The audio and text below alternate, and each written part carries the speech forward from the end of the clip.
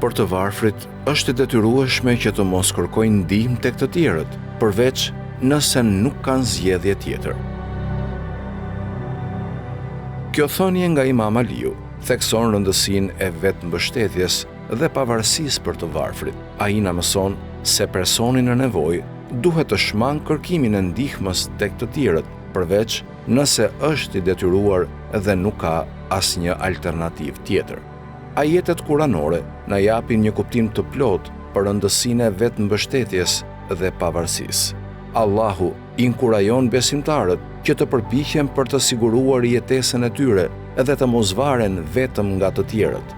Në surën Talak, ajeti 3, Allahu thot: Ai do ta furnizoj nga ku nuk e pret, e kush mbështetet tek Allahu, ai i mjafton atij.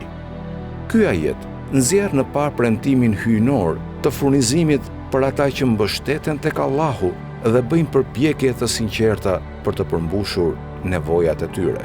Po ashtu, në surën Dhariyat, ajetin 19, Allahu thot: Dhe në qiell është furnizimi yt dhe çfarëdo që të jetë premtuar.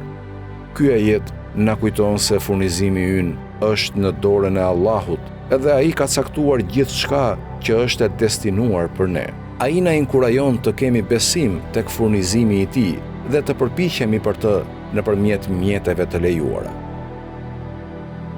Thënia e Imam Aliut përputhet me këto mësime kuranore, duke theksuar rëndësinë e vetmbështetjes.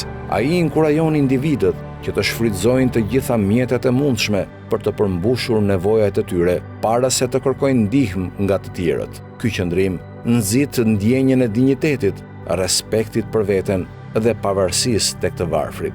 Ai gjithashtu promovon një kulturë të vetmjaftueshmërisë brenda komunitetit, ku njerëzit inkurajohen të përdorin aftësitë dhe burimet e tyre për të kapërcyer vështirësitë. Duke shmangur kërkesën e menjëhershme për ndihmë, personi në nevojë motivon veten të eksplorojë zgjidhje alternative dhe të shfrytëzojë potencialin e tij të brendshëm. Kjo mund të çojë në rritje personale, zhvillimin e aftësive dhe zbulimin e forcave të fshehura.